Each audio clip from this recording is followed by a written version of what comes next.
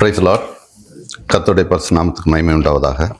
நித்திரையே நின்று வீழித்து காலை எழுந்து கர்த்தாவே நான் உம்மை போற்றுவேன். இத்தரையில் உந்தன் வீடாய் என் துயர்கள் நாட்டுவேனே. இத்தரையில் உந்தன் வீடாய் என் துயர்கள் நாட்டுவேனே. எந்தன் துன்பத்தின் வழியாய் இன்னும் உம்மை கிட்டி சேர்வேன். தேவனே நான் உமதண்டையில் இன்னும் நெருங்கி சேர்வதேயன் ஆவல். பூமியில் இன்னும் நெருங்கி சேர்வதேயன் ஆவல். பூமியில் இன்னும் நெருங்கி சேர்வதேயன் ஆவல். பூமியில் எங்கள் கன்மலையும் எங்கள் மீட்பருமாகிய கர்த்தாவே, அடியேன் வாயின் வார்த்தைகளும் எங்கள் இருதயத்தின் தியானமும் உமது சமூகத்தில் பிரீதியாக இருப்பதாக. ஆமென். செய்திக்கு நேராக கடந்து செல்வதற்கு முன்பாக ஒரு சிறு காரியத்தை நான் ஷேர் பண்ண விரும்புகிறேன். இந்த மாதத்துடைய தியான வசனம் என்னது? நன்றி அறிதல் உள்ளவர்களாயிருங்கள். எனக்கு என்னோட சின்ன வயசுல சில காரியங்கள்ல எனக்கு உடன்பாடு கிடையாது. நம்ம சர்ச்சில் வரும்போதும் நம்ம கிடைத்த நன்றிகள் செய்த நம்ம அனுபவித்த நன்மைகளுக்காக ஆண்டவருக்கு நன்றி சொல்லணும் அப்படின்னு சொல்லி பாஸ்டரும் சொல்லுவாங்க. நிறைய பேர் சொல்றது கேட்டிருக்கேன். சின்ன வயசுல எனக்கு இந்த நன்றின்னு சொல்றது பிடிக்காது. ஏன்னா அதுக்கு நான் ஒரு சின்ன காரியம் சொல்றேன். இப்போ என் பிள்ளைக்கு ஒரு நன்மை நான் செய்யறதுன்னா, என் பிள்ளை எனக்கு அப்பா தேங்க்யூ அப்படின்னு சொன்னா நான் விரும்புவேனா? நான் அதை விரும்புறதில்லை. பிள்ளைகள் அது மாதிரி நான் நம்முடைய நிறைய சகோதர சகோதரிகள் ஏதாவது செய்யும்போது என்கிட்ட தேங்க்ஸ் அண்ணா அப்படின்னு சொல்லுவாங்க. அப்போ நான் திரும்ப அவங்கள்ட்ட சொல்லுவேன், என்ன சும்மா தேங்க்ஸ்ன்னு எல்லாம் சொல்லிட்டு இருக்க அப்படின்னு சொல்லுவேன். அதாவது உள் மனசுல எனக்கு அந்த நன்றி அப்படின்னு சொல்லி சொல்றது விருப்பம் கிடையாது. அப்போ நான் நினைப்பேன், தகப்பனாகிய எனக்கு என் பிள்ளை என்கிட்ட நன்றின்னு சொல்றத நான் விரும்புறதில்லை. ஆனால் எப்படி நம்ம ஆண்டவர்கிட்ட நன்றின்னு என்ன எடுத்தாலும் நன்றின்னு சொல்லும் போது அவர் எப்படி விரும்புவார்? அப்போ நான் என் பிள்ளைகளை நான் எப்படி பார்ப்பனோ அதே மாதிரி என்னுடைய தகப்பனை நான் பார்ப்பேன். அப்போ எனக்கு முன்னதுலேருந்தே கொஞ்ச நாளைக்கு முன்னே அதில் உடன்பாடு கிடையாது. அதாவது நான் எப்பவுமே ஆண்டவர்கிட்ட கேட்பேன், இப்போ எல்லாரும் நன்றின்னு சொல்றாங்களே, நானும் அப்படி நன்றி சொல்லணுமா அப்படின்னு கேட்பேன். கடவுள் ஒரு சின்ன காரியத்தின் மூலமாக எனக்கு அதை விளங்க பண்ணாங்க. நான் சில காரியங்கள் இன்சிடென்ட் சொல்றதுல ஒரு காரியம் இருக்கும். அந்த காரியத்தை தான் நீங்கள் ஞாபகம் வச்சுக்கணும். இன்சிடென்ட்டை நிறைய பேர் ஞாபகம் வச்சுருக்கீங்க, ஆனால் என்ன காரணத்துக்கு சொன்னேன் ஞாபகம் வைக்கல. அதை நான் ஏன் திரும்பவும் சொல்கிறேன் அப்படின்னு சொன்னால், நானும் சின்ன வயசில் நிறைய கதைகளை கேட்டு கதை தான் வச்சுருந்தேன். இப்போ வளர்ந்த பிறகு தான் எனக்கு அந்த கதைக்கு அர்த்தம் புரியுது. அதனால் நான் சொல்ல விரும்புகிறேன். ஏன்னா வேதத்தில் ஆண்டவர் சொல்கிறாங்க, நிறைய காரியங்களை ஊமைகளினால் அன்றி சில காரியங்கள் புரியாதுன்னு சொல்கிறாங்க இல்லையா? அதனால ஒரு சின்ன இன்சிடென்ட் எனக்கு வாழ்வில் நடந்த ஒரு இன்சிடென்ட். போன டிசம்பர் மாத கடைசி வாரத்தில் நான் ஒரு ஆஃபீஸில் போய் ஒரு பேப்பரை கொடுத்துட்டு வெளியே வந்துட்டு இருக்கும்போது, நான் வண்டியில் வந்துட்டுருக்கேன். வெளியே கொஞ்சம் ஆள் இல்லாத இடம், வண்டிகள்லாம் நிறைய நின்றுட்டுருக்கு. அப்படி நான் வந்துட்டு இருக்கும்போது நம்ம இந்த ஊரில் உள்ள ஒரு சகோதரி அப்படி கையை வைத்து ஹெல்ப் அப்படின்னு சத்தம் போட்டாங்க. பொதுவாக இங்கே அப்படி சத்தம் போட்டால் நம்ம ஆள் இல்லாத இடங்கள்ல ஹெல்ப் பண்ணக்கூடாதுன்னு சொல்லி நான் கேள்விப்பட்டிருக்கேன். அதனால நான் என்ன பண்ணேன்னா, பையை ஸ்லோ பண்ணிட்டு வண்டியை எடுத்துகிட்டு வரணும் அப்படின்னு சொல்லி பிளான் பண்ணிட்டேன் மனசுக்குள்ள. அப்போ கொஞ்சம் தூரம் இப்படி வந்த உடனே அப்படி மூவ் பண்ண போகும்போது அந்த முகத்தை பார்த்தா என்னன்னா, இப்போ எனக்கு ஒரு சகோதரி, நம்ம மனசுக்குள்ள எனக்கு கடவுள் பேசுனது மாதிரி இருந்து, உனக்கு ஒரு சகோதரி இந்த மாதிரி ஒரு நிலைமையில இருந்தா விட்டுட்டு போவியா அப்படின்னு கேட்டது மாதிரி இருந்து. உடனே நான் வண்டியை அந்த பக்கம் ஸ்லோ பண்ணிட்டு வெளியே என்ன அப்படின்னு கேட்டேன். உடனே அவங்க அந்த பக்கம் அந்த வண்டியை பாரு, அவங்க ஒரு வண்டி விட்டுட்டு போயிருக்காங்க, அந்த வண்டியை பாரு அப்படின்னு என்கிட்ட சொன்னாங்க. நான் அங்கே போய் பார்த்தா என்னன்னா, அதாவது வண்டி இப்படி ஒரு இடத்துல மேலே நிற்கிது, அதுக்கு கீழே ரோடு மட்டும்தான் மேலே இருக்குது, கீழே ஒன்றும் மண் கிடையாது. அந்த இதில் எப்படியோ வந்த வண்டி நிற்கிது. இவங்க வண்டியை விட்டுட்டு ஆட்டோமேட்டிக் லாக் போட்டுட்டு போயிட்டாங்க. திரும்ப வந்து வண்டி எடுத்து பார்க்கும்போது கீழே வண்டி அசைச்சா கீழே விழுந்துரும். அதாவது வண்டி இப்படி ஒரு இடத்துல நிற்கி கீழே ஒன்றும் மண்ணு கிடையாது. இவங்க வண்டி அசைச்சா விழுந்துரும். இப்போ அவங்களுக்கு என்ன செய்யன்னு தெரியல. அப்போ நான் உடனே என்ன பண்ணேன், இப்போ நம்மகிட்ட உதவி கேட்டுட்டாங்களே அப்படின்னு சொல்லிட்டு உள்ளே போனேன். உள்ளே போய் நான் வண்டி எடுத்த உடனே அவங்க வந்து ஓடி வாராங்க. அதாவது வண்டி லாங்குவேஜ் தெரியாது, ஓடி வாராங்க. நீ ஏறாத, நீயும் இதை மாதிரி விழுந்துருவேன்னு உள்ள மாதிரி பாடி லாங்குவேஜ் சொல்லுது. நான் உடனே சொன்னேன், நீங்கள் கொஞ்சம் அந்த பக்கம் போய் நில்லுங்க அப்படின்னு சொல்லிட்டு, நான் ஆண்டவரே நான் இப்படி ஒரு உதவி செய்ய வந்தேன், நானும் இதில் மாட்டிக்கிடக்கூடாது, நீங்கள் உதவி பண்ணுங்கன்னு சொல்லிட்டு ஜெபம் பண்ணிட்டு வண்டி எடுத்து வெளியே கொடுத்துட்டு வந்துட்டேன். சம்பவம் இவ்வளோதான். நான் சொல்ல வந்த காரியம் இது கிடையாது. நான் வண்டியை வெளியே எடுத்து கொடுக்கும்போது அவங்க வந்து வண்டிக்குள்ளே ஏற போகிறாங்க. அவங்க வந்து எனக்கு நன்றி சொல்லலை. பாஸ்ட் அடிக்கடி சொல்லுவாங்க தெரியுமா, பாடி லாங்குவேஜ்லேருந்து ஒரு மெசேஜ் சொல்லுவாங்க. அதாவது நான் கொஞ்ச நேரமாக சொன்னேன் பார்த்தீங்களா, நன்றி நன்றின்னு சொல்கிறது எனக்கு பிடிக்காது அப்படின்னு சொன்னேன் பார்த்தீங்களா. அந்த பாடி லாங்குவேஜில் ஒரு நன்றி சொன்னாங்க என்கிட்ட. அதாவது அந்த வண்டியை நான் வெளியே எடுத்து கொடுக்கும்போது அவங்க என்கிட்ட தேங்க்ஸோ ஒன்றுமே சொல்லலை. ஆனால் அந்த பாடி லாங்குவேஜில் அவங்க சொன்ன நன்றி எனக்கு தெரிஞ்சது. என்னன்னா, சப்போஸ் அந்த வண்டி விழுந்திருந்துன்னா நானும் அந்த வண்டியோட உள்ளுக்கு போயிருப்பேன். நான் எதுக்கு இதை சொல்ல வரேன்னா, நன்றின்னு சொல்லி நான் ஆண்டவர்கிட்ட இப்படி நன்றி சொல்லும்போது, நன்றி சொல்லக்கூடாதுன்னு நினைக்கிறேன் பார்த்தீங்களா. அந்த நன்றி சொல்லக்கூடாதுன்னு நினைக்கும் போது ஆண்டவர் வந்து சொல்றாரு, பாடி லாங்குவேஜில் இப்படி ஒரு நன்றி இருக்குது உனக்கு தெரியுமான்னு எனக்கு உணர்த்தினாரு. அதுக்கு அந்த கடைசி வாரத்துக்கு அடுத்த வாரம் முதல்ல நம்ம தியான வசனம் வந்து நன்றி அறிதல் உள்ளவர்களாயிருங்கள். பாஸ்ட் இந்த மாதம் ஃபுல்லாக எடுத்த அந்த மெசேஜ், நிறைய அந்த மெசேஜ் வந்து நன்றி அறிதல் என்னன்னு உள்ளதை எனக்கு புரிய வைத்தது. நான் ஏன் இதை சொல்கிறேன் அப்படின்னு சொன்னால், நிறைய காரியங்கள் நம்ம கேட்குறோம். அந்த கேட்கும்போது நிறைய வசனங்கள் நம்ம வாசிக்கிறோம். இப்போ பிள்ளைகள்கிட்ட வந்து பைபிள் வாசித்தியா அப்படின்னு கேட்பாங்க. நம்ம எல்லா பிள்ளைகளுக்கும் சேர்த்து தான் சொல்கிறேன். பைபிள் வாசித்தியான்னு கேட்டால் அந்த பிள்ளைகள் வந்து ஆமான்னு சொல்லும். எப்படி பைபிள் வாசிக்கும் தெரியுமா, ஒரு வசனத்தை உள்ளே கொண்டு போய் டக்குன்னு ஒரு 5 நிமிஷத்தில் மேலே இது கீழே வர வாசிட்டு அம்மா வாசித்தேன் அப்படின்னு சொல்லி வருவாங்க. இதே மாதிரி தான் நம்மில் அநேகர். நான் இடையில ஒரு மெசேஜ் கேட்டேன். பட்டயம், போர்வாள் வந்து எதுக்கு யூஸ் பண்ணுறோம்? அதாவது ஒரு ஷூட் பண்ணுறதுக்கு ஒரு கன் இருக்குது. இந்த கன் வந்து எதுக்கு? தற்பாதுகாப்புக்கு வேண்டி ஷூட் பண்ண வச்சுருக்காங்க. இதே கன்னை தான் எங்கே யூஸ் பண்ணுறாங்க தெரியுமா? பெரேடுக்கு யூஸ் பண்ணுறாங்க.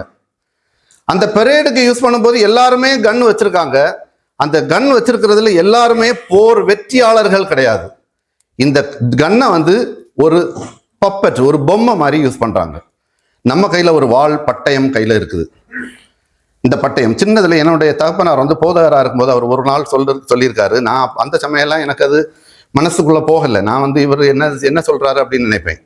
இந்த வேதமும் இந்த ஆண்டவரும் நமக்கு உதவி பண்ணலை. அதாவது ஒரு தகப்பன் நமக்கு எப்படி உதவி பண்ணுவாங்களோ அதே மாதிரி உதவி பண்ணலைன்னா இந்த வேதம் எனக்கு தேவையில்லை அப்படின்னு சொல்லுவார். அதே தான் நான் சொல்கிறேன். பட்டயம் நம்ம கையில் வச்சுருக்கோம். இந்த பட்டயத்தை நம்ம எப்படி யூஸ் பண்ணுறோம் அப்படின்னு உள்ளதான் முக்கியம்.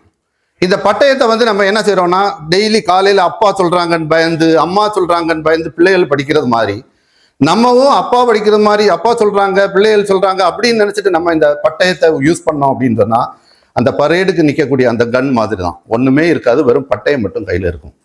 அதை வந்து நம்ம யூஸ் பண்ணி பழகணும் அப்படின்னு சொன்னால், வேதத்தை ஆராய்ந்து பார்த்து பழகணும் அப்படின்னு சொன்னால், இந்த வேதம் நமக்கு எப்படி உதவி பண்ணும் அப்படின்னு சொல்லி பாருங்க. ஆண்டவர் வந்து எவ்வளவு தூரம் நம்ம கூட இருந்து, அதாவது ஒரு தகப்பன் வந்து நம்ம கூட இருந்து பேசணும் அப்படின்னு நினைக்கிறாரு.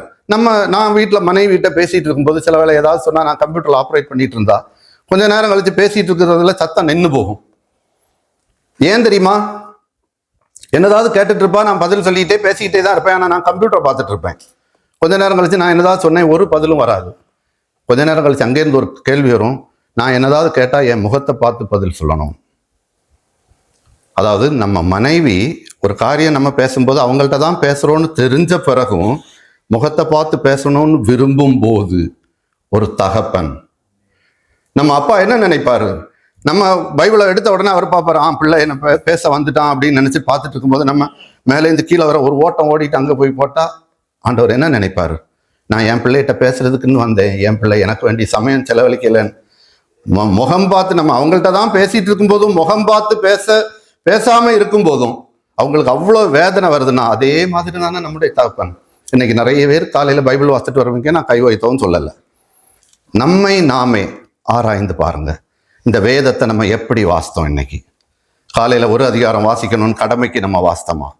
அல்லது இந்த வேதத்தில் ஆண்டவர், அந்த ஆண்டவர் நம்மகிட்ட பேசுகிற வேர்ட் ஆஃப் காட் இது. ஆண்டவர் நம்மகிட்ட என்ன பேசுகிறாருன்னுள்ளது நம்ம மனசில் இருக்கா? ஒவ்வொரு நாளும் நம்ம வீட்டிலேருந்து வெளியே போகும்போது, வீட்டில் மனைவியோ பிள்ளைகளோ யாராவது பக்கத்தில், நம்ம ரூமில் பக்கத்தில் ஒரு ஆள் இருந்தால், நான் இன்னைக்கு வெளியே போயிட்டு வரேன் அப்படின்னு சொல்லுவோம். எத்தனை பேர் நம்ம வெளியே இறங்கும்போது, ஆண்டவரே நான் ஒரு காரியத்துக்கு வெளியே போகிறேன் சொல்லிட்டு வந்திருக்கீங்களா? ஆண்டவர் எதிர்பார்க்கிறார். அதாவது தகப்பன் எதிர்பார்க்கிறார். பிள்ளைகள்கிட்ட என்ன, நான் நிறைய இந்த பிள்ளைகளை அடி கொடுத்து ஸ்கூலுக்கு கொண்டு விடும்போது, இந்த பிள்ளைகளை என்ன பண்ணுவோம்னா, ஸ்கூலுக்கிட்ட போய் திரும்பி பார்க்காம போகும் கோபத்தில். அப்போ நான் உள்ளுக்குள்ளே, நான் ஒரு தகப்பனா நான் என்ன நினைப்பேன் தெரியுமா? என் பிள்ளை நல்லாகணும்னு சொல்லி தானே நான் ஒரு சிக்ஷை கொடுத்தேன். அந்த பிள்ளை அங்கே போய் என்னை திரும்பி பார்க்காம போகுது அப்படின்னு நினைப்பேன். இதே மாதிரி தான் நம்ம தகப்பன். நம்ம என்ன ஒரு சிக்ஷை நமக்கு கிடைச்சா, அந்த சிக்ஷை நம்ம திரும்பி அவர்கிட்ட வர்றதுக்கு அவர் கூப்பிடுறாரு. இந்த பிள்ளை ஒரு சின்ன தப்பு பண்ணால், ஏதாவது தப்பு பண்ணால் பையன் ஒரு அடி கொடுக்குறோம். அது திரும்பவும் அதே தப்பு பண்ணால் ரெண்டாவது அடிக்கும் முதல் அடிக்கும் கட்டாயம் வித்தியாசம் இருக்குமா? இருக்காதா? ஒரு அப்பாவும் அம்மாவும் அவங்களுக்கு தெரியும். ரெண்டாவது அடியை கொஞ்சம் கூட ஸ்ட்ராங்காக கொடுப்போம். கொஞ்சம் கூட எதுக்கு? நம்ம ஏன் ஸ்ட்ராங்காக கொடுக்குறோம்? அந்த திரும்பவும் அந்த பிள்ளை நம்மளை பார்க்கணும் அப்படின்னு இருக்கும். ரெண்டாவது தடவையும் கொடுக்காட்டா கம்பெடுத்து டப்புன்னு ஒன்று சாத்துவோம். அது என்னன்னா, இந்த சிக்ஷையிலையாவது அந்த பிள்ளை என்கிட்ட திரும்புமா அப்படின்னு உள்ளதை நம்ம பார்க்குறோம். நம்ம இன்னைக்குள்ள ஆதார வசனத்துக்கு வருவோம். வேதத்தை எடுத்துக்கொள்வோம். யாக்கோபு 1வது அதிகாரம் 2-3 வசனங்கள். யாக்கோபு 1 அதிகாரம் 2-3. யாராவது வாசிங்க பார்ப்போம். என் சகோதரரே, நீங்கள் பலவிதமான சோதனைகளில் அகப்படும் போது உங்கள் விசுவாசத்தின் பரீட்சையானது பொறுமையை உண்டாக்கும் என்று அறிந்து அதை மிகுந்த சந்தோஷமாய் எண்ணுங்கள். என் சகோதரரே, நீங்கள் பலவிதமான சோதனைகளில் அகப்படும் போது உங்கள் விசுவாசத்தின் பரீட்சையானது பொறுமையை உண்டாக்கும் என்று அறிந்து அதை மிகுந்த சந்தோஷமாக எண்ணுங்கள். விசுவாசத்தின் பரீட்சையை நம்ம மிகுந்த சந்தோஷமா எண்ணணும். எபிரேயர் 12:1 என்ன சொல்லியிருக்குன்னா, விசுவாசத்தை துவக்குகிறவரும் முடிக்கிறவரும் ஆகிய இயேசுவை நோக்கி நமக்கு நியமித்திருக்கிற ஓட்டத்திலே பொறுமையோடு ஓடக்கடவோம். அதாவது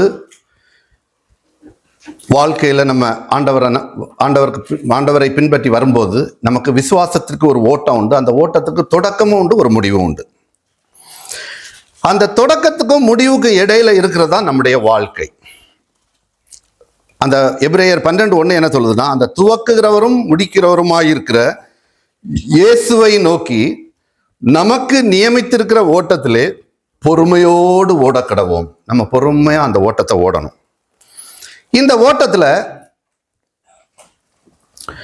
பரிசும் உண்டு, பரீட்சையும் உண்டு. இந்த நம்ம ஓடுற ஓட்டத்துல நமக்கு என்ன கிடைக்கும்னா, பரிசும் கிடைக்கும், பரீட்சையும் கிடைக்கும். பரீட்சையும் உண்டு. அந்த பரீட்சை எப்படின்னா, இப்ப பாருங்க, நிறைய பரிசுத்தவான்கள் நம்ம வேதத்துல பார்க்கிறோம். பரீட்சிக்கப்படாத பரிசுத்தவான்கள் கிடையாது. மேக்சிமம் எல்லாருமே பரீட்சிக்கப்பட்டிருக்காங்க.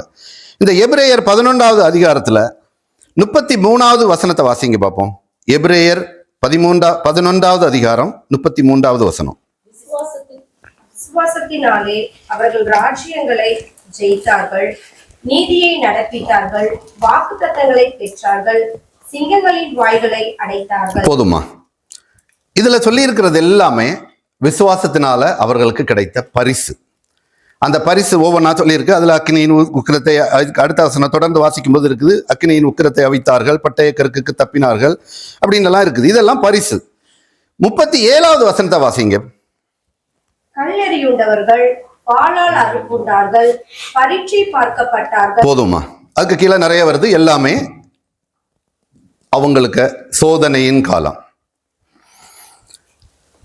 அந்த விசுவாசத்துல வல்லவர்கள் பரீட்சை பார்க்கப்பட்டார்கள். நமக்கு எல்லாருக்குமே நிறைய தெரியும். ஸ்கூல்ல பிள்ளைகள் எல்லாம் படிக்கிறாங்க.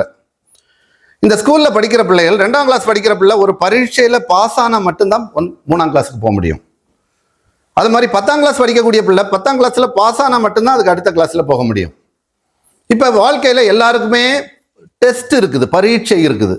நம்ம நிறைய நேரங்கள்ல என்ன நினைப்போம்னா, நமக்கு மட்டும்தான் சோதனை அப்படின்னு நினைப்போம். எனக்கு மட்டும்தான் சோதனை. அடுத்தவங்கள பாரு, நம்ம இங்க இருந்து அங்க பார்க்கும்போது அவங்க பரீட்சை நமக்கு தெரியாது. 1ஆம் கிளாஸ் படிக்கிற பிள்ளைக்குள்ள எக்ஸாம் வேற, 10ஆம் கிளாஸ் படிக்கக்கூடிய பிள்ளைகளோட எக்ஸாம் வேற.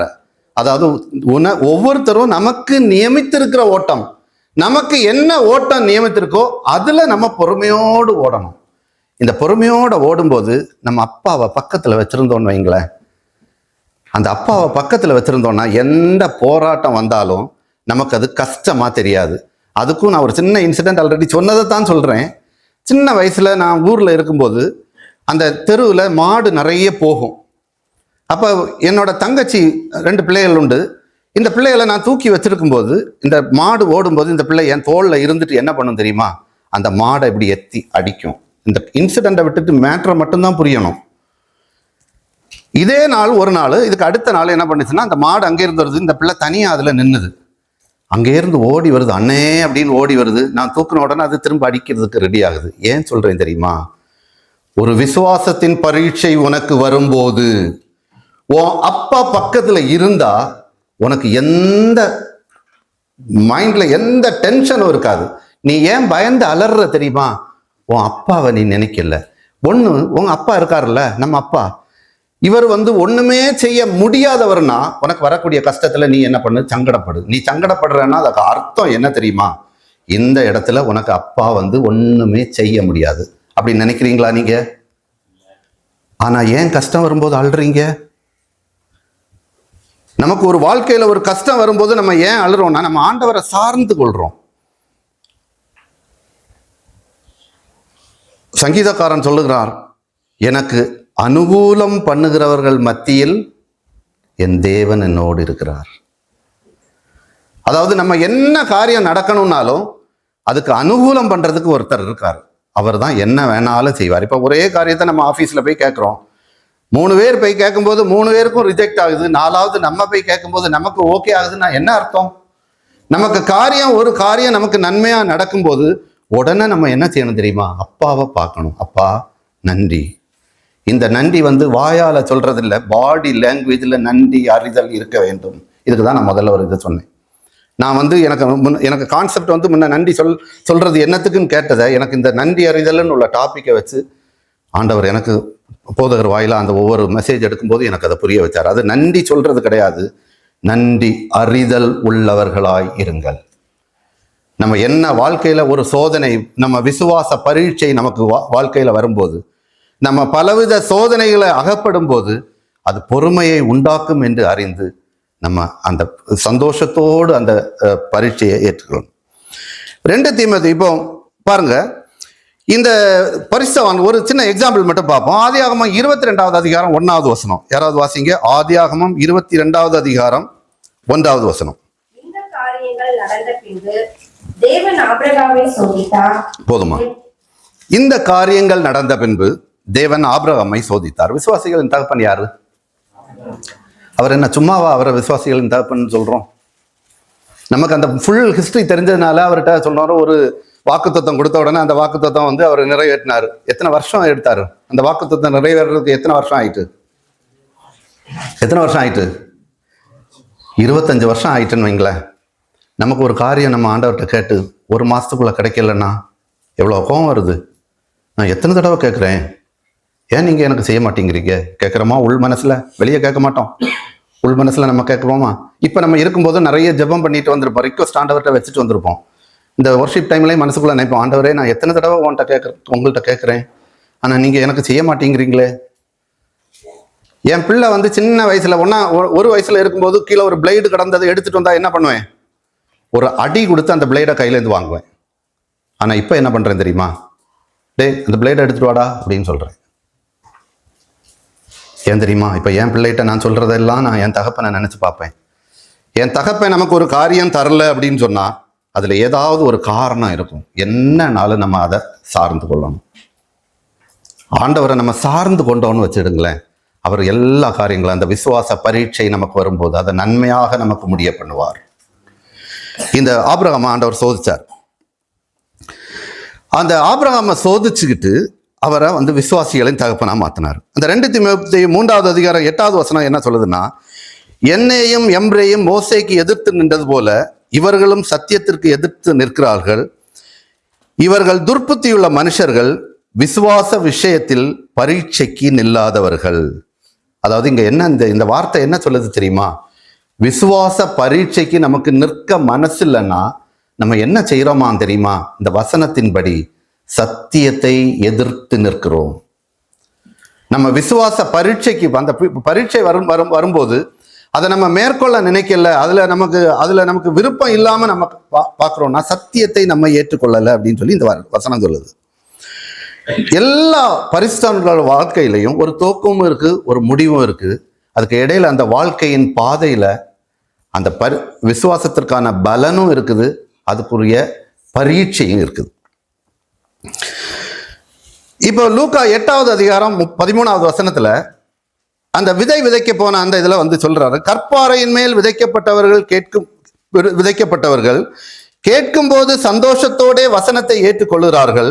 ஆயினும் தங்களுக்குள்ளே வேர் கொள்ளாதபடியினால் கொஞ்ச காலம் மாத்திரம் விசுவாசித்து சோதனை காலத்தில் பின்வாங்கி போகிறார்கள். நமக்கு ஒரு பரீட்சை வரும்போது அதுல இருந்து பின்வாங்கி போறவர்களை தான் வேதத்துல ஒரு உவமையில சொல்லியிருக்கு. என்னன்னா, கற்பாறைகளில் விதைக்கப்பட்ட விதை.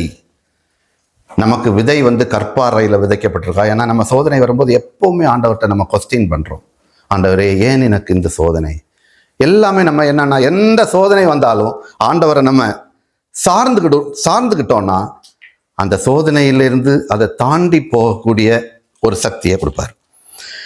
அதாவது இந்த பரீட்சைக்கு நிற்காதவங்க சில காரியங்களை இழந்து போவாங்க. என்னன்னா, பரீட்சைக்கு நிற்காதவங்க விசுவாசத்துல பலப்பட முடியாது.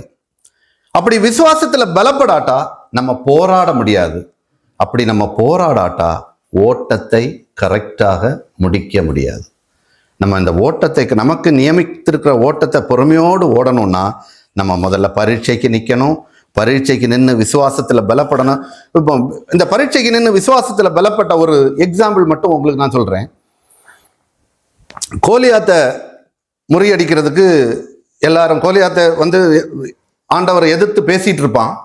அவனை ஒரு சின்ன தாவீது வந்து அவனை நான் முறியடிக்கிறேன் அப்படின்னு சொல்லுவார். எப்படி அவருக்கு ஒரு மனசு வந்தது? இவ்வளோ பெரிய ஒரு கோலியாத்தை எல்லாருமே பயப்படும் போது எப்படி அதை முறியடித்தார்? கர்த்தர் கூட இருந்தார். இப்போ நான் சொல்றேன், நிறைய நான் ப்ராக்டிக்கலாக சொல்றேன். கர்த்தர் கூட இருக்கிறார், ஓகே. நமக்கு உள் மனசுல எல்லார்ட்டையும் சொல்றதுக்கு தைரியமா அப்படி தெளிஞ்சு சொல்லுவோம். இப்போ தாவீது எப்படி போய் அங்கே நின்னாரு? இந்த சவுல் சொன்னாரு, சின்ன பையன் உனக்கு இது ஆகாது, நீ பயிராத அப்படின்னு சொன்னதுக்கு ஒரு எக்ஸாம்பிள் சொன்னார். அவர் என்ன தெரியுமா? ஆண்டவர் வந்து ஒரு இடத்துல உனக்கு வெற்றியை தரணும்னு சொன்னா, அதாவது அந்த வெற்றிக்கு காரணம் இந்த உபாகம புஸ்தகத்துல சொல்லியிருக்கு, சோதனைக்கு காரணம் என்ன தெரியுமா? சோதனை வந்து ஆண்டவர் ஒருத்தரையும் தகுதிக்கு மேல சோதிக்கிறவர் அல்லன்னு வேதம் சொல்லுகிறது. அந்த சோதனை உனக்கு என்னத்துக்கு வருது தெரியுமா? நீ யாரு? உனக்கு இந்த சோதனையை தாண்டிக்கிறதுக்குள்ள சக்தி உண்டான் உன்னை நீயே அறிந்து கொள்ளும்படிக்கு உனக்கு சோதனை வருது. உபாகமம் 6:8 இருக்குன்னு நினைக்கிறேன். அதாவது சோதனையை என்னத்துக்கு நமக்கு ஆண்டவர் தாராருன்னா, ஒரு சோதனை நமக்கு தரும்போது இதை மாதிரி இன்னொரு சோதனை வரும்போது நம்ம இந்த ஒரு சோதனையில நம்ம வெற்றி கொண்டோம்னு சொன்னா அது நமக்கு மனசுக்குள்ள ஒரு தைரியம் வரும், இந்த இடத்துலையும் நான் ஓவர்டேக் பண்ணிடுவேன். சவுல் சொன்னான், சின்ன பையன் உனக்கு இது ஆகாது அப்படின்னு.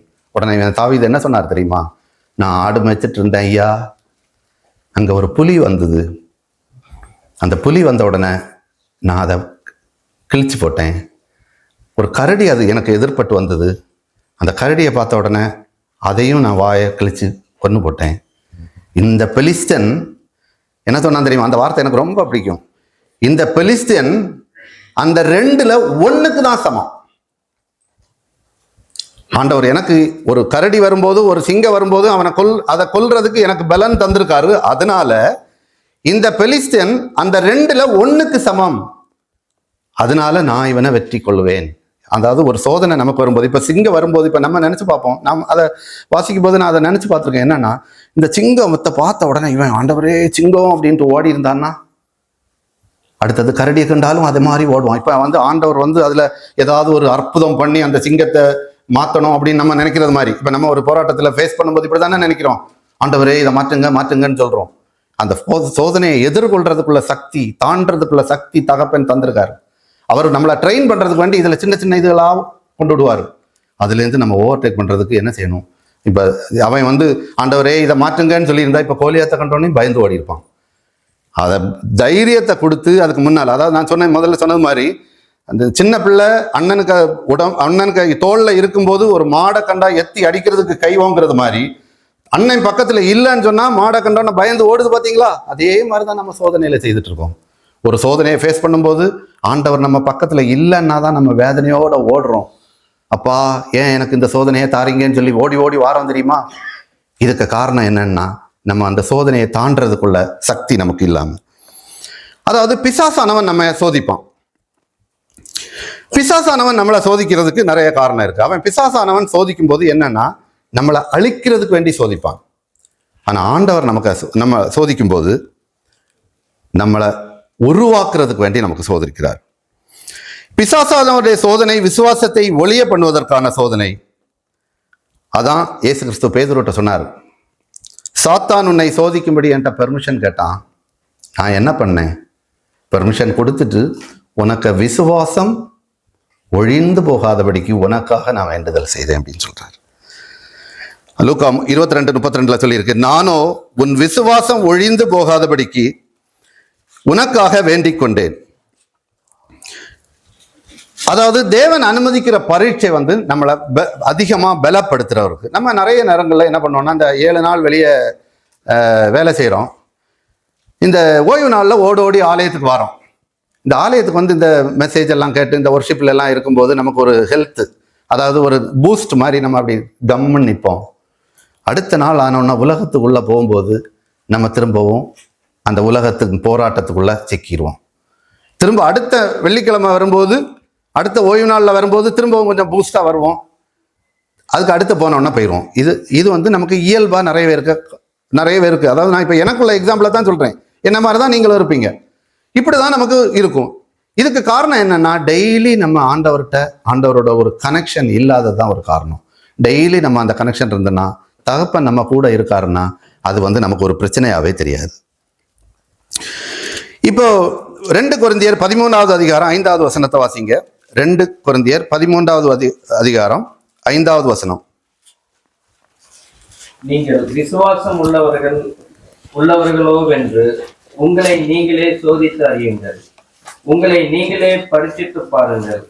இயேசு கிறிஸ்து உங்களுக்குள் இருக்கிறார் என்று உங்களை நீங்களே அறியீர்களா?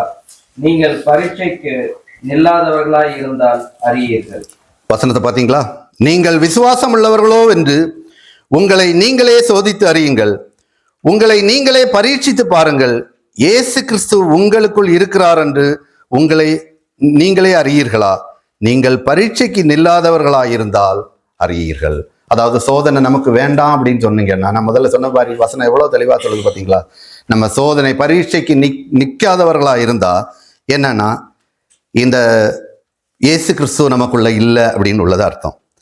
இப்போ பரீட்சைக்கு நிற்கிறவன் சொல்லுவான், உலகத்தில் இருக்கிறவர்களும் உங்களில் இருக்கிறவர் பெரியவர். அந்த பரீட்சைக்கு நிற்காம ஆண்டவருக்கு துணை நமக்கு இல்லாமல் இருக்கும்போது தான் நமக்கு அந்த பரீட்சைக்கு நிற்கிறதுக்கு கஷ்டமா இருக்கும். இப்போ பரீட்சைக்கு நின்ற சாத்ராக், மேஷாக், ஆபேத்நேகோ இருப்பாங்க. அவங்க என்ன சொன்னாங்க தெரியுமா? அது எவ்வளவு பெரிய ஒரு வார்த்தை பார்த்தீங்களா? நாங்கள் ஆராதிக்கிற தேவன் எங்களை தப்புவிக்க வல்லவராயிருக்கிறார். அடுத்ததான் ரொம்ப இம்பார்ட்டன்ட்.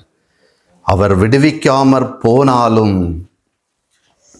எரிதியில் வீணாலும் അവിടെ ഞാൻ ഏകനല്ല, എരിതിയിൽ വീണാലും അവിടെ ഞാൻ ഏകനല്ല, വീണത് തീയിലല്ല, എൻ യേശുവിൻ കരങ്ങളിലാ, വീണത് തീയിലല്ല, என் இயேசுவின் கரங்களிலா. பரீட்சை என்று தெய்வம் அனுமதிச்சார், பரிகாரம் എനിക്കായി കരുതിട്ടുണ്ട്. പരീക്ഷ എൻ്റെ ദൈവം അനുമതിച്ചാൽ പരിഹാരം എനിക്കായി കരുതിട്ടുണ്ട്. എന്തിനെന്ന് ചോദിക്കില്ല ഞാൻ, എൻ്റെ നന്മയ്ക്കായെന്നറിയുന്നു ഞാൻ. എന്തിനെന്ന് ചോദിക്കില്ല ഞാൻ, എൻ്റെ நன்மைக்காയെന്നറിയുന്നു நான். பார்த்தீங்களா? சோதனையில் அங்கே இருக்கும்போது அவர்கிட்ட நான் சோதனை ஏன் எனக்கு சோதனைன்னு கேட்க மாட்டேன். அந்த சோதனை அவர் எனக்கு தாரது என்னுடைய நன்மைக்காக அப்படின்னு உள்ளது இந்த பாடல் வரிகள் எடுத்து தெரியுது. பார்த்தீங்களா? சாத்ராக் மேஷாக் ஆபேத்நேகோ சொன்னாங்க, நாங்கள் ஆராதிக்கிற தேவன் எங்களை தப்புவிக்க வல்லவராயிருக்கிறார். அவர் விடுவிக்காமற் போனாலும் நான் இந்த நீ நிறுத்தின சிலையை நான் பணிஞ்சுக்கிட மாட்டேன் அப்படின்னு சொன்னாங்க. அதே மாதிரி தானியேல் சிங்கக்கபிகளை போட்டார். அந்த இன்சிடெண்ட்டை வாஸ்து பார்த்துருக்கீங்களா? ராஜா வந்து தானியேலை சிங்கக்கபிக்குள்ள போட்டால் அடுத்த நிமிஷம் என்ன நடந்திருக்கும்? சிங்கக்கபியில் போட்ட உடனே இவங்க அடுத்த நேரம் சிங்கவனை அடித்து கொண்டிருக்கணும். இந்த ராஜா அடுத்த நாள் காலையில் வந்து எப்படி கூப்பிடுறாரு தெரியுமா? தானியேலே அப்படின்னு கூப்பிடுறாரு. எப்படி? அப்போ அவருக்கு ராஜாவுக்கு உள் மனசில் என்ன தெரியும் தெரியுமா? நீ ஆராதிக்கிற தேவன் வெளியே இருந்து பார்க்குறவங்களுக்கு தெரியுது. நீ ஆராதிக்கிற தேவன் உன்னை தப்பு வைக்க வல்லவரா இருந்தாரான்னு கேட்கறதுக்கு தானியேலேன்னு கூப்பிடுறான்ல. முதல்ல போய் அங்கே எலும்பு கிடக்கான்னு தானே நம்ம கேரக்டர்னா அப்படி தானே பார்ப்போம். முந்தின நாள் இதில் போட்டிருக்கோம் சிங்கக்கபியில், அடுத்த நாள் காலையில் எலும்பு துண்டு ஏதாவது கிடக்கா அப்படின்னு தானே பார்க்கணும். ஆனால் அவர் அடுத்த நாள் காலையில் வந்து என்ன சொல்கிறாரு தெரியுமா? தானியேலே அப்படின்னு கூப்பிடுறாரு. பாருங்க, அவன் தானியேல் ஆராதிக்கிற தெய்வம் அவனை தப்பு வைக்க வல்லவர்னு சொல்லி அவருக்கு தெரியாது. அதாவது நம்ம நிறைய இடங்கள்ல தண்ணியை கடக்கணும் அப்படின்னு சொல்லி ஒரு சோதனை வரும்போது நம்ம தண்ணியை கடந்து தான் ஆகணும். அதாவது நிறைய இடங்கள்ல பாருங்க, ஆண்டவர் நம்ம சில இடங்கள்ல நம்ம தண்ணி அந்த இடம் கடக்கும்போது ஆண்டவர் வந்து என்ன சொல்லுவார் தெரியுமா? பயப்படாதே அப்படின்னு சொல்லுவார். அவர் பயப்படாதே அப்படின்னு சொல்றதுக்கு ஆண்டவர் வந்து என்னன்னா நமக்கு மாதிரியை காண்பிச்சுட்டு போனார். ஏன் ஆண்டவர் நம்மளை பரீட்சிக்கிறார்? இவ்வளவு நேரம் நம்ம பார்த்தோம், விசுவாசத்தின் பரீட்சையை நம்ம பொறுமையா சந்தோஷத்தோடு எண்ணணும் அப்படின்னு எல்லாம் இவ்வளவு நேரம் பார்த்தோம் இல்லையா? ஆண்டவர் ஏன் நம்மளை பரீட்சிக்கிறார்? நம்மளை ஏன் ஆண்டவர் பரீட்சிக்கிறார் அப்படின்னு சொன்னா, நம்முடைய விசுவாச அளவை நாம் அறிந்து கொள்வதற்கு அவர் நமக்கு ஒரு பரீட்சை வைக்கிறார். உலகத்துல பரீட்சை வைப்பாங்க, என்ன தெரியுமா? இப்ப ஸ்கூல்ல வந்து 5ஆம் கிளாஸ் பிள்ளைக்கு ஒரு பரீட்சை வைக்கிறாங்க. இந்த பிள்ளை அடுத்த கிளாஸுக்கு போகுமான்னு தெரிகிறதுக்கு பரீட்சை வைக்கிறாங்க. ஆனா ஆண்டவர் பரீட்சை ஒரு சோதனை நமக்கு தாராருன்னா, அந்த சோதனையில உனக்கு நீ இந்த இடத்துல வெற்றி பெறுவியா? நிறைய நேரங்களில் இப்போ நம்ம இப்படி இங்கே இருந்து பிரசங்கம் பண்ணும்போது நான் முன்ன எல்லாம் நேரம் நிறைய சோதனையில் இந்த வேதனையில் சர்ச்சில் உட்காந்து இருந்திருக்கும் போது இந்த மாதிரி யாராவது மெசேஜ் கொடுத்தா எனக்கு தோணும், என்ன மாதிரி நீ அனுபவிச்சு பார்த்தா உனக்கு அந்த வேதனை தெரியும் அப்படின்னு உள் மனசில் நான் சொல்லுவேன். அதைத்தான் ஒரு குறள் சொல்றது, சொல்லுதல் யாருக்கும் எளிய அறியவாம் சொல்லிய வண்ணம் செயல். சில காரியங்கள் இங்கே மேலே இருந்து சொல்லும்போது என்ன இருக்கும் தெரியுமா? ஒரு போதனை நமக்கு கொடுக்கும்போது போதனை ஈஸியாக இருக்கும். உள்ளுக்கு இருக்க நிறைய இருக்க மனசுக்குள்ள நிறைய பிரச்சனை இருக்கும். அந்த பிரச்சனையில உள்ளுக்குள்ள நீங்க உங்களை நீங்களே கேட்டுடுங்க, இதெல்லாம் மெசேஜ் கேட்கறதுக்கும் சொல்றதுக்கும் நல்லா இருக்கும், ஆனா நான் படுகிற வேதனை எனக்கு தானே தெரியும் அப்படின்னு கேட்பாங்க. பைபிள்ல ஒரு வசனம் இருக்கு, கர்த்தர் நல்லவர் என்பதை ருசித்து பாருங்கள். அந்த ருசிக்கணும்னு சொன்னா, இப்ப தகப்பன் பக்கத்துல இருக்கும்போது நான் இப்ப நிறைய எங்க அப்பா சொன்னதெல்லாம் இப்ப சொல்றேன். சின்னதுல அவர் உயிரோட இருக்கும்போது அவர் சொன்னது எதுவும் நான் கேட்கல.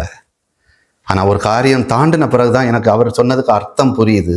மூத்தோர் சொல் முதுநெல்லிக்காய் முன்கசக்கும் பின் இனிக்கும்.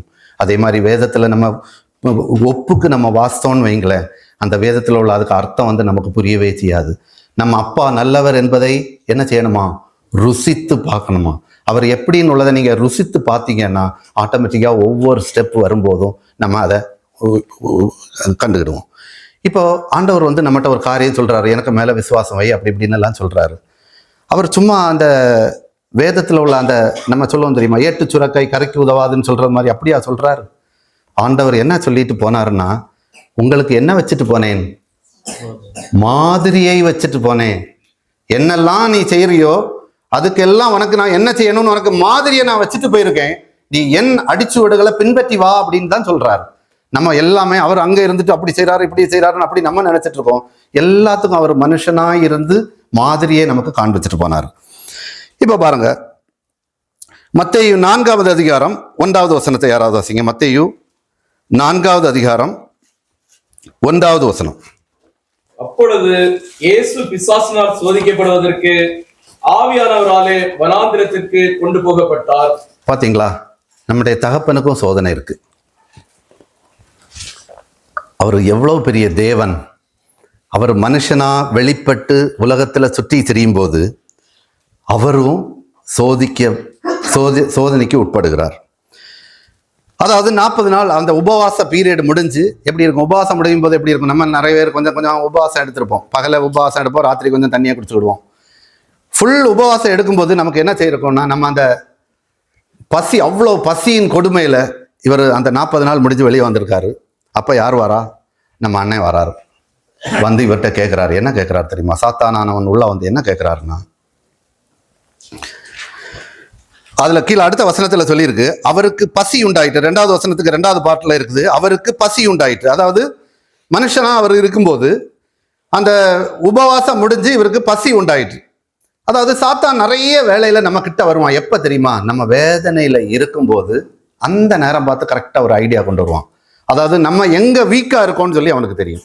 அந்த வீக்கா இருக்க நேரம் உள்ள வரும்போது நம்ம அவன் சொல்றதும் நல்லதா தான் தெரியும். அதனால நம்ம என்ன பண்ணுவோம்னா, சரி இதை ஒரு காரியத்தை போய் அட்ஜஸ்ட் பண்ணிடுவோமே அப்படின்னு நினைப்போம். ஆனால் ஆண்டவர் நமக்கு என்ன மாதிரியை காமிச்சிருக்காரு தெரியுமா?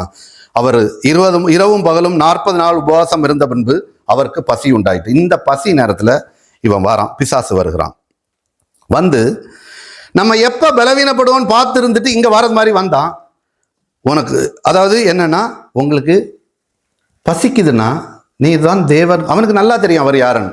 நீர் தான் தேவகுமாரன் ஆயிட்டே, அதாவது நீங்க தேவன் தானே, இந்த கல்லுகளை அப்பமாக்கி சாப்பிடுங்க அப்படின்னு சொன்னாங்க.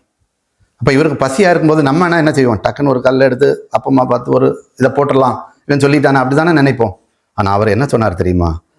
மனுஷன் அப்பத்தினாலே மாத்திரமல்ல, தேவனுடைய வாயிலிருந்து பிறக்கிற ஒவ்வொரு வார்த்தையினாலும் பிழைப்பான்.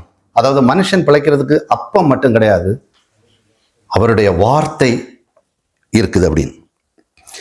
அதாவது ஆண்டவர் அப்பம் இல்லைன்னாலும், நம்ம கையில பணம் இல்லைன்னாலும், நமக்கு எல்லாம் சாதகமா இல்லைன்னாலும், வார்த்தையின் மூலம் நமக்கு ஜீவன் தருகிற தகப்பன். இதே ஒரு சம்பவம் நம்ம பழைய ஏற்பாட்டில் இருக்குது. அந்த பழைய பாட்டில் சாரிபாத்தூர்ல ஒரு ஸ்திரீ இருக்காங்க. அந்த 1 ராஜாக்கள் 17வது அதிகாரம் 12வது வசனம். 1 ராஜா அந்த 17வது அதிகாரம் 12வது வசனம் யாராவது வாசிங்க.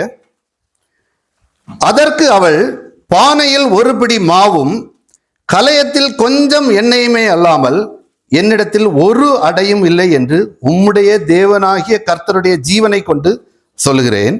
இதோ நானும் என் குமாரனும் சாப்பிட்டு செத்து போக அதை எனக்கும் அவனுக்கும் ஆயத்தப்படுத்துகிறதற்கு 2 விறகு பொறுக்குகிறேன். இந்த 2 சம்பவத்தையும் பார்த்துடுங்க. அங்க ஆண்டவர் 40 நாள் சாப்பிடாம இருக்காரு, அப்போ இல்லை. இப்ப பிசாசானவன் என்ன சொல்றான்? கல்ல அப்பமா மாற்றி சாப்பிடுங்க அப்படின்னு சொல்றான். அதுக்கு இவர் என்ன பதில் சொல்றாரு தெரியுமா? மனுஷன் அப்பத்தினாலே மாத்திரமல்ல, தேவனுடைய வாயிலிருந்து பிறக்கிற ஒவ்வொரு வார்த்தையினாலும் பிழைப்பான். இங்க இந்த ஸ்திரியை பாருங்க, இங்க அப்பம் இருக்கு, இங்க அப்பம் இருக்குது. இவா என்ன கேட்கிறா? தீர்க்கதரிசி கேட்கும்போது என்ன சொல்றா? நானும் பிள்ளையும் சாப்பிட்டுட்டு செத்து போக இருக்கும். இங்க அப்பத்தை அவ சாப்பிட்டுட்டு செத்து போறாளாம், அங்க அவர் அப்பம் இல்லாட்டாலும் வார்த்தையினால பிழைப்பாராம். 2க்குள்ள கான்ட்ரடிக்ஷனை பார்த்தீங்களா? அதாவது இதை எதுக்கு சொல்றேன்னா, நம்ம வாயின் வார்த்தைகள். நிறைய பேர் என்கிட்ட பேசும்போது பேசுறவங்களுக்கு தெரிஞ்சிருக்கும், சில நெகட்டிவா சொல்லும் போது நான் வாயை பொத்தி பிடிப்பேன், அல்லது ரொம்ப ஹார்டா, நான் ரொம்ப எல்லா சகோதரர்கள்ட்டையும் நான் நல்ல ஹார்டா பேசுவேன். அனாவசியமா வாயிலிருந்து ஒரு வார்த்தையும் சொல்லக்கூடாது அப்படின்னு சொல்லுவேன். அதாவது நம்ம வாயின் வார்த்தை வல்லமை உள்ளது. நம்ம அனாவசியமா ஒரு காரியமும் சொல்லக்கூடாது. இப்ப இவா என்ன சொல்றா? இவள்கிட்ட அப்பம் எல்லாம் இருக்குது, இருக்கிறவா சொல்றா நான் சாப்பிட்டுட்டு செத்து போறேன்னு சொல்றா. அவர்கிட்ட ஒண்ணுமே இல்லை. அவர் என்ன சொல்றாருன்னா, வார்த்தை, அந்த வார்த்தை வல்லமை உள்ளது, தேவனுடைய வார்த்தையினால பிழைப்பான் அப்படின்னு சொல்றார். விசுவாச பரீட்சை தேவன் வைக்கிறது நமக்குள்ள அந்த விசுவாச அளவை நாமே அறிந்து கொள்ளும். நம்ம பிழைப்போமா சாவோமா என்பது இந்த அப்பத்தை வைத்து கிடையாது, அந்த வார்த்தையை வைத்து தான் நம்ம பிழைப்பும் சாவும் இருக்குது. 2 கொரிந்தியர் 1வது அதிகாரம் 8வது வசனத்தை வாசிங்க. 2 கொரிந்தியர் 1வது அதிகாரம் 8வது வசனம். ஆகையால் சகோதரரே, ஆசியாவில் எங்களுக்கு நேரிட்ட உபதிரவத்தை நீங்கள் அறியாதிருக்க எங்களுக்கு மனதில்லை. என்னவெனில், பிழைப்போம் என்கிற நம்பிக்கை அற்றுப்போகத்தக்கதாக எங்கள் பலத்திற்கு மிஞ்சின அதிக பாரமான வருத்தம் எங்களுக்கு உண்டாயிற்று. இப்ப பாருங்க, இந்த பவுல் அப்போஸ்தலன் சொல்றாரு. அங்க ஒரு இடத்துல அவர் போயிட்டு இருக்கும்போது, பலத்துக்கு மிஞ்சின பாரம், நம்ம வாழ்க்கையில சில பலத்துக்கு மிஞ்சின பாரம் நம்மகிட்ட வரும்போது, என்னதான் நம்ம நம்பிக்கை வந்தாலும் நம்ம அனுபவிக்கும் போது தான் அதுக்கு கஷ்டம் தெரியும். நம்ம அடிக்கடி சொல்ற ஒரு வார்த்தை, அந்த பலத்துக்கு மிஞ்சின பாரம் நமக்கு வரும்போது நம்முடைய விசுவாசம் அற்று போகுது. நம்ம விசுவாசம் அற்று போகும்போது இந்த காற்று அடிக்குது. இப்போ கப்பலில் போயிட்டு இருக்காங்க, பலமான ஒரு காற்று அடிக்குது. காற்று அடிக்கும் போது எல்லாரும் சோர்ந்து போகிறாங்க. சோர்ந்து போகும்போது பவுல் அப்போஸ்தலன் அந்த இடத்துல எழும்பி நின்று சொல்றாரு, நீங்க சாப்பிடாம எல்லாம் இருந்து கஷ்டப்படுறாங்க, நீங்க நல்லா சாப்பிடுங்க, நம்ம கரை சேருவோம், ஆனால் கப்பல் சேதம் வரும், நம்ம கரையில போயிடுவோம் அப்படின்னு சொல்லி ஒரு வார்த்தையை சொல்றாரு. அந்த வார்த்தை வந்த உடனே அவங்க எல்லாரும் சாப்பிட்றாங்க, கப்பல் உடஞ்சு போச்சு, ஆனால் அவங்க வந்து கரை சேர்றாங்க. ஒரு வார்த்தை வந்து எவ்வளோ பலத்தை கொடுக்குது பார்த்தீங்களா. அங்கே அந்த சாரிபாத்தூரில் உள்ளவா அப்போ எல்லாம் வச்சுக்கிட்டு சாப்பிட்டுட்டு செத்து போகிறேன்னு சொல்கிறா. ஆனால் இங்கே அந்த வார்த்தையின் வலிமையினால், அதாவது தேவனுடைய வார்த்தை, மனுஷன் அப்பத்தினாலே மாத்திரமல்ல தேவனுடைய வாயிலிருந்து பிறக்கிற ஒவ்வொரு வார்த்தையினாலும் பிழைப்பான்னு சொல்கிறது மாதிரி ஒரு வார்த்தை நமக்கு வரும்போது அந்த வார்த்தையை உட்கொண்டு அதுல இருந்து அந்த கப்பல் உடைந்து போனாலும் ஒருத்தரும் உயிர் சேதம் இல்லாமல் கரைக்கு சேர்றாங்க. இப்போ சீஷர்களுக்கு நிறைய பரீட்சை வச்சார். ஒரு சீஷன் வந்து கடல்ல நடந்தான், அப்படிதானே? எந்த சீஷன்? இவன் கடல்ல நடக்கும்போது என்ன செய்யறான்னா, கடல்ல ஆண்டவரோடு இருந்தவன் தான் அவர் நடந்ததை பார்த்ததும் நானும் வரணும்னு ஆசையோட வந்தான். வந்துட்டு அந்த தண்ணிக்குள்ள முங்கின உடனே ஆண்டவர் என்ன சொன்னார் தெரியுமா? அற்ப விசுவாசியே.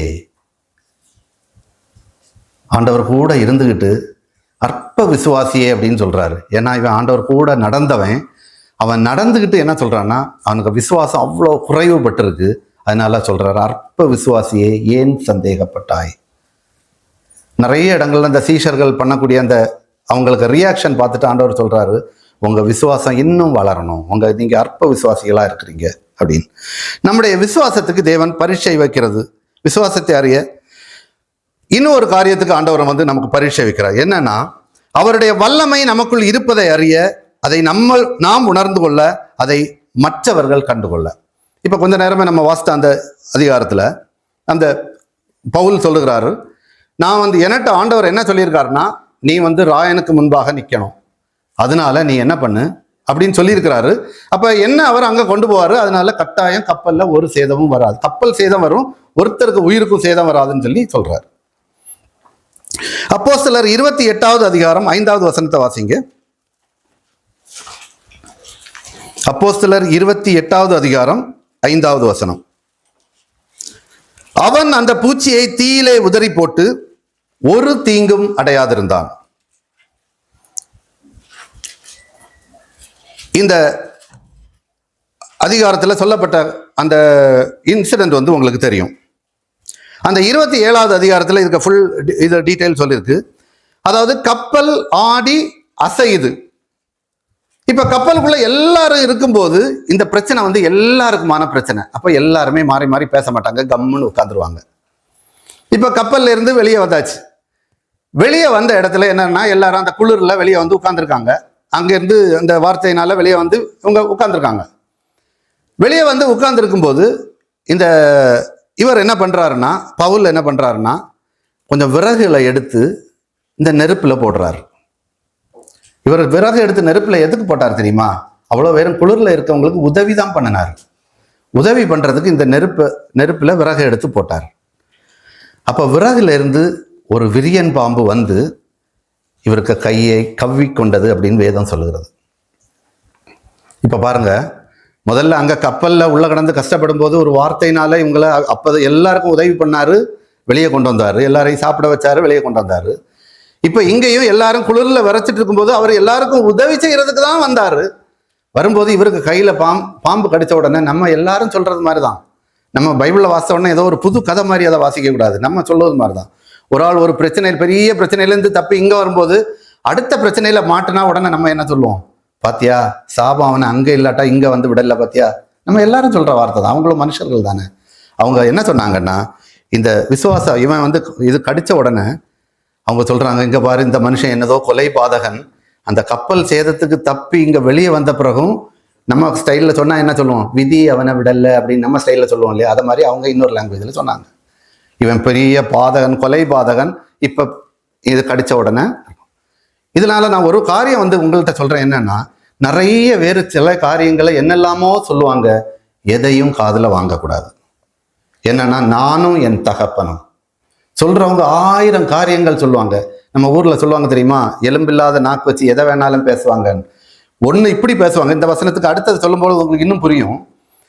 இவன் என்ன பண்ணான்னா, விரியன் பாம்பு கடிச்ச உடனே அவங்க எல்லாம் என்ன பார்த்துட்டு இருக்காங்கன்னா, இந்த மனுஷன் இப்ப செத்து போவான் அப்படின்னு சொல்லி எல்லாரும் பார்த்துட்டு இருந்தாங்க. கொஞ்ச நேரமே என்ன சொன்னாங்கன்னா, இவன் கொலை பாதகன், அங்க தப்புனாலும் இங்க மாட்டிக்கிட்டான், பாம்பு பிடிச்சிட்டு இருக்கு அப்படின்னு. ஆனா இவர் என்ன சொல்றாரு தெரியுமா, அதை என்ன சொல்றாரு தெரியுமா, அவன் அந்த பூச்சியை தீயிலே உதறி போட்டு, அது வாசிக்கும் போது இன்ட்ரெஸ்டா இருந்தது. என்னன்னா அவங்க விரியன் பாம்புன்னு சொல்றத இவன் என்ன சொல்றான் தெரியுமா, ஒரு பூச்சி. இவனுக்கு அந்த பூச்சி கையில கடிச்சதும் உடனே எங்க எங்க தெரியுது தெரியுமா, அக்கினி எங்க இருக்குன்னு சொல்லி அவனுக்கு கண்ணுல தெரியுது.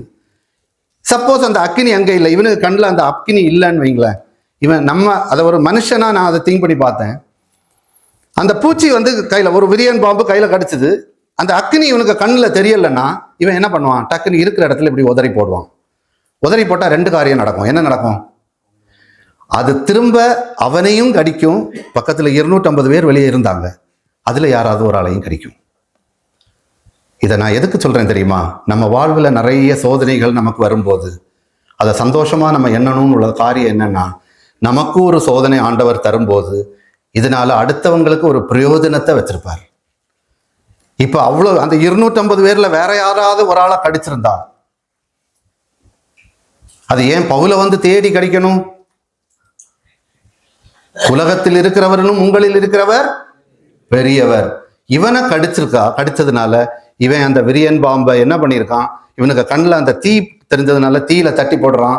அந்த மொத்த இதுவும் அதுல அழிஞ்சு போச்சு. இதே இது அந்த தீயில இவனுக்கு கண்ணுல போகாம பயத்துல அலறி கீழே உதறி இருந்தான்னா அது திரும்ப அவனையும் கடிக்கலாம், அல்லது அந்த கூட்டத்தில் இருந்த இன்னொருத்தரையும் கடிக்கலாம். அந்த பாம்பு சாகாது. இது பவுல கடிச்சதுனால நமக்கு நிறைய சோதனைகள் வரும்போது ஆண்டவரை பார்த்து சொல்லணும், ஆண்டவரே எனக்கு இந்த சோதனையை நீங்க தந்திருக்கீங்க, எனக்கு அதை தாங்கிறதுக்குள்ள சக்தியும் தாங்க, இதை நீங்க எதுக்கு எனக்கு தந்திருக்கீங்க. நீங்க ஆண்டவரை பற்றி பிடிச்சுக்கிட்டீங்கன்னா நம்ம நிறைய காரியங்கள்ல சில இடங்கள்ல நம்ம சில காரியங்கள் நம்ம சொல்லும்போது அது நம்ம அடுத்தவங்களுக்கு நம்ம சொல்றோம், நமக்கு வாழ்வில் அது வருமா அப்படின்னு சொல்லி ஆண்டவர் சில காரியங்களை நமக்கு விசுவாச பரீட்சை. இப்போ நான் இந்த மெசேஜ் கொடுக்குறேன், மெசேஜ் கொடுக்கும்போது சில காரியங்கள் இங்கே சொல்லுவோம், இதே காரியம் உங்கள்கிட்ட சொல்றதுக்கு எனக்கு ஈஸியாக இருக்கும். அதுதான் நான் முதல்ல சொன்னேன், சொல்லுதல் யாருக்கும் எளிய அறியவாம் சொல்லிய வண்ணம் செயல். அதே இது என் வாழ்க்கையில வரும்போது எப்படி வருதுன்னு உள்ளதை என் தகப்பன் என்ன பார்ப்பார். ஒரு காரியம் நமக்கு ஒரு சோதனை நம்ம வரும்போது நம்ம வெளியே மற்ற டென்ஷன் ஆகாம ஆண்டவரை நம்ம சார்ந்துக்கிட்டோம்னா அந்த சோதனையிலேருந்து தப்பி போறதுக்கு ஒரு வாய்ப்பு ஆண்டவர் நமக்கு தருவாரு. அந்த வாய்ப்பு தாரதுனால நாமும் காக்கப்படுவோம், நம்ம பக்கத்துல சுற்றி இருக்கிறவங்களும். அதனால ஏன்னா அதாவது வேதம் என்ன சொல்லுகிறதுனா, ஆண்டவர் ஒருவரையும் தகுதிக்கு மேல சோதிக்கிறவர் அல்ல அப்படின்னு. அப்ப நமக்கு ஒரு சோதனையை தாராருன்னா அதை தாங்கிறதுக்குள்ள சக்தி நமக்கு இருக்குது, அதனால ஆண்டவர் நமக்கு தாராரு. அந்த சோதனை வந்தாலும் நம்ம ஆண்டவரை நம்ம சார்ந்து கொள்ளணும். அதாவது இந்த சோதனை நமக்கு வர்றதுக்கு 2வது காரியம், முதல்ல நம்ம விசுவாசத்தின் அளவு எவ்வளவுன்னு அறிந்து கொள்றதுக்கு ஒரு சோதனை தாராரு. 2வது நமக்குள் இருக்கிற வல்லமையை அடுத்தவர்கள் அறிந்து கொள்ள. இந்த பூச்சியை இதை உதறி போட்டுட்டு அவங்க எல்லாம் பார்த்துட்டு இருக்காங்க, இப்ப கீழே விழுந்து செத்து போவான் அப்படின்னு பார்த்துட்டு இருக்காங்க. ஆனா இவர் என்ன பண்ணல, சாகல, அப்படி கம்மன் இருக்காரு. அதுக்கு அடுத்த ஸ்டேட்மெண்ட் என்ன சொல்றாங்க தெரியுமா, பூச்சியை கீழே உதறி போட்டு அவன் சாகல, இவங்க பார்த்துட்டே இருக்காங்க. இவர் யாரு பாத்தீங்களா, ஒரே வாய். கொஞ்ச நேரமா என்ன சொல்லுச்சு, கொலைபாதகன், அங்க தப்புனாலும் இங்க மாட்டிக்கிட்டான். ஆனா இப்ப அவன் பூச்சியை அக்கினியில உதறி போட்டுட்டு உட்கார்ந்து இருக்கும் போது சொல்றாங்க, இவன் தேவனா இருக்குமோ, இவ்வளவு கடிச்சப்புறம் போட்டுட்டு கம்முன்னு உட்கார்ந்துருக்கானே அப்படின்னு. இதைத்தான் நான் சொன்னேன். என்னன்னா, உலகம் என்ன சொன்னாலும் இந்த காதுல கேட்டு இந்த காதுல விட்டுருங்க. நானும் என் தகப்பனும், எப்பவுமே நானும் என் தகப்பனும். நிறைய காரியங்களை நம்ம வீட்டில இருந்து வெளியே வரோம். வீட்டில் வெளியே வரும்போது வீட்டில் ரூம்லையோ இங்கே வீட்டிலேருந்து வெளியே வரும்போது சொல்லுவீங்க, ரூமில் நீங்கள் 4 பேர் இருக்கீங்கன்னா வெளியே வரும்போது பக்கத்தில் இருக்கவங்கள்ட்ட நான் கீழே வர போயிட்டு வரேன் அப்படின்னு சொல்லுவீங்க. எத்தனை பேர் வீட்டிலேருந்து வெளியே இறங்கும்போது ஜெபம் பண்ணிட்டு வெளியே இறங்குறீங்க? வெளியே இறங்கும்போது அப்பா பார்த்துட்டு இருக்காரு, பிள்ளை என்கிட்ட சொல்லிட்டு போகுதான்னு. நான் அதை எப்படி ஃபீல் பண்ணுறேன்னா, என் பிள்ளைய ஒரு அடி கொடுத்து ஸ்கூலுக்கு கொண்டு விடும்போது அது கோபத்தில் என்னை பார்க்காம போகுது. நான் ஒரு தகப்ப நான் என்ன நினைக்கிறேன்னா, என் பிள்ளைய நான் நல்லதுக்கு தானே அடித்தேன், என் பிள்ளை நல்லாகணும்னு சொன்னால் நான் ஒரு சிக்ஷை கொடுத்தேன். அந்த சிக்ஷை கொடுக்கும்போது அந்த பிள்ளை என்கிட்ட இவ்வளோ கோபத்தில் போகுதேன்னு ஒரு உலக பிரகாரமான ஒரு தகப்பனாகிய நாம் பார்க்கும்போது எனக்கு அப்பா அவர் அடித்தாலும் போய் அப்பா எனக்கு இதை தாங்கிறதுக்குள்ள சக்தி இல்லைன்னு கேளுங்க. நம்ம விசுவாசத்தின் அளவை அந்த ஒரு இதில் தாங்கி நம்ம அடுத்ததில் வரும்போது ஆட்டோமேட்டிக்காக நமக்கு தோணும், போன தடவை நான் இதில் தப்பிக்கிட்டேன், இந்த தடவை அதெல்லாம் மேட்டரே கிடையாது, நான் இதுலேயும் தப்பிடுவேன். தாவீதுக்கு அப்படி தான். ஒரு சிங்கம் வரும்போதும் அதை மேற்கொள்ள சக்தி கொடுத்தாரு, கரடி வரும்போதும் மேற்கொள்ள சக்தி கொடுத்தாரு. அந்த சக்தி கொடுத்ததுனால அவன் அதுக்கு பிறகு அதை வந்து சாட்சியாக சொல்கிறான், இந்த பெலிஸ்தியன் அந்த 2ல் 1க்கு சமம், அதனால நான் இவனையும் ஓவர்டேக் பண்ணுவேன், இவனையும் மேற்கொள்வேன் அப்படின்னு சொல்லி ஒரு சோதனை நமக்கு வரும்போது அந்த சோதனையில் அதை தாங்கிக்கிற சக்தியை வந்து ஆண்டவர் நமக்கு தருவார். இது வெளிப்படுத்தல் 3வது அதிகாரம் 2வது வசனத்தை வாசிங்க. வெளிப்படுத்தல், நீ விழித்துக் கொண்டு சாகிறதற்கு ஏதுவாய் இருக்கிறவைகளை ஸ்திரப்படுத்து, உன் கிரியைகள் தேவனுக்கு முன் நிறைவுள்ளவைகளாக நான் காணவில்லை. நீ விழித்துக் கொண்டு சாகிறதுக்கு ஏதுவானவைகளை ஸ்திரப்படுத்து. நிறைய நேரங்களில் நம்ம விசுவாசம் இல்லாமல் நம்ம ஜெப வாழ்க்கை குறைவுபட்டு, அதாவது நம்ம உலக வழக்கப்படி சொன்னால் ஆக்சிஜன் லெவல் கம்மியாகி இருந்தால் என்ன பண்ணுவோம்? நம்ம வீட்டில் ஒரு ஆள் சுகம் இல்லாமல் இருக்காங்க, ஆக்சிஜன் லெவல் கம்மி ஆகியிருந்தா உடனே என்ன பண்ணுவோம் தெரியுமா? படபடா தூக்கிட்டு எமர்ஜென்சிக்கு ஓடுவோமா, இந்த ஆக்சிஜன் லெவலை இன்க்ரீஸ் பண்ணணும், இல்லாட்டா என்ன ஆகும்? மரணம் சம்பவிக்கும். நம்ம வாழ்க்கையில் பாருங்க, ஆண்டவரோட உள்ள தொடர்பு எவ்வளோ தூரம் இருக்குது நமக்கு. நிறைய காரியங்களில் வேதம் வாசிக்கிறது இல்லை, ஆண்டவர்கிட்ட உள்ள ஒரு தொடர்பும் இல்லை. நம்ம என்ன செய்கிறோம்னா, கடிந்து கொள்ளுதல் நமக்கு வரும்போது, நம்மை நோக்கி கடிந்து கொள்ளுதல் வந்துகிட்டே இருக்கும்போது நம்ம அதை அல்லத்தட்டுகிறவர்களாக இருக்கிறோம். வேதம் சொல்லுகிறது, நம்ம அதாவது விழித்து கொண்டு சாகிறதுக்கு ஏதுவாக இருக்கிறவைகளை ஸ்திரப்படுத்து. வேதம் வாசிக்கலான்னா சில காரியம் சாகிறதுக்கு ஏதுவாக இருக்கும், ஜெபம் பண்ணலன்னா சில காரியம் சாகிறதுக்கு ஏதுவாக இருக்கும். நமக்கு அதை பற்றி கவலையே இல்லைன்னா அதுக்கு என்ன செய்யறோம்னா, வீட்டுக்குள்ள ஆக்சிஜன் லெவல் குறைவா இருந்து ஒரு ஆள் கடந்து வேதனைப்படும் போது நம்ம பக்கத்துல இப்படி கை கட்டிட்டு நின்றுட்டே இருந்தோம்னா என்ன அர்த்தம்? அந்த ஆள் ஆக்சிஜன் லெவல் கொஞ்சம் கொஞ்சமா குறைஞ்சு போயிட்டே இருக்குது, நம்ம கம்முன்னு இப்படி உட்கார்ந்துருக்கோம். இப்படி சொன்னோம்னா எவ்வளவு வேதனை வருது. ஆனா பைபிள் வாசிக்கும் போது நம்ம ஜெப வாழ்க்கைக்கு ஆக்சிஜன் குறைஞ்சிருக்கா? மொபைல்ல எவ்வளவு நேரம் உட்கார்ந்துருக்கோம். எல்லாருக்கும் சும்மா கொஞ்ச நேரம் கிடைச்ச உடனே மொபைல் எடுத்துடுறோம். அந்த மொபைல்ல எவ்வளவு நேரம் இருக்கும்? ஆண்டவர் பக்கத்துல இருந்து பார்த்துட்டே இருக்காரு, என் பிள்ளை மக்களே நீ என்னட்ட வருவ அப்படின்னு சொல்லி நான் பார்த்துட்டு இருக்கேன். உனக்கு நான் எத்தனையோ சிக்ஷை தந்தேன், ஆனாலும் எந்த சிக்ஷையும் நீ கவனிக்காம நீ உனக்கு மொபைல்லையும் ஊர் விளக்கத்தையும் உனக்கு கடவுளுக்கு அடுத்த காரியம் இல்லாத மற்ற காரியங்கள் எல்லாம் கான்சன்ட்ரேட் பண்ணிட்டு இருக்க. நான் உனக்கு வாசல் அருகே நின்று தட்டுகிறேன். நம்ம வாசல் அருகே நின்று தட்டுகிறேன்னு உள்ளதுக்கு அர்த்தத்தை எப்படி புரிஞ்சு வச்சிருக்கோம்? ஆண்டவர் நம்ம வீட்டுக்கு வெளியே வாசல்ல நிற்கிறாருன்னா புரிஞ்சிருக்கோம். உன் இதயத்தின் கதவுன் பக்கத்துல உட்கார்ந்துருக்கார், தகப்பன் உன் பக்கத்துல இருந்திருக்கார். ஆண்டவர் வந்து ஒரு சோதனை நமக்கு தரும்போது இந்த பிள்ளை ஏன்ட்ட வரும், இப்ப ஏன்ட்ட வந்த உடனே நான் இதை கிளியர் பண்ணுவேன் அப்படின்னு சொல்லி ஆண்டவர் பார்த்துக்கிட்டே இருக்கிறார். ஒரு சோதனை வரும்போது, ஒவ்வொரு சோதனையா நமக்கு தரும்போது நம்ம சின்ன பிள்ளைகளுக்கு நம்ம என்ன செய்யறோமோ அதே மாதிரி நம்ம தகப்பன் நம்மளை பார்ப்பாருன்னு பாருங்க. காலையில உறக்கம் எழும்பும்போது உடனே ஆண்டவர்கிட்ட கேளுங்க, ஆண்டவரே இந்த போன இந்த ஒரு ராத்திரி ஃபுல்லா என்னை கண்ணின் கண்மணி போல பாதுகாத்தீங்களே.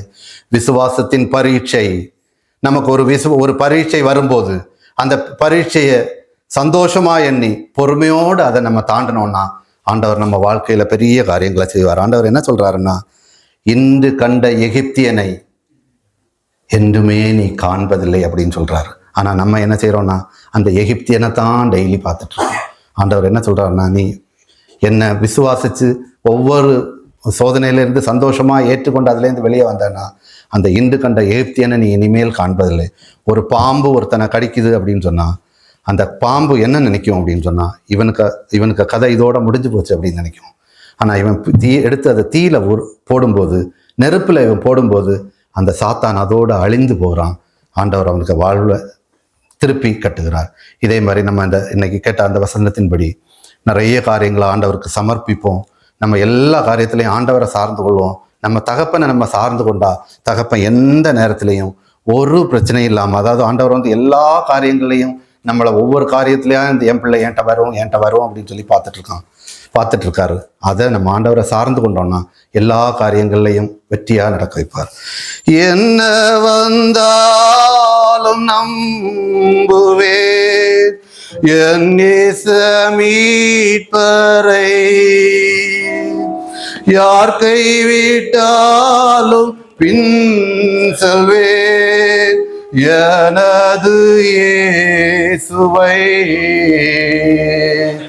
அகல ஆழ உயரமாய் எவ்வளவு அன்பு கொண்டான், என்ன துன்பங்கள் வந்தாலும் அவர் என்னை கைவிட மாட்டார். என்ன துன்பங்கள் வந்தாலும் அவர் என்னை கைவிட மாட்டார். காக்கும் வல்ல மீட்பர் உண்டனக்கு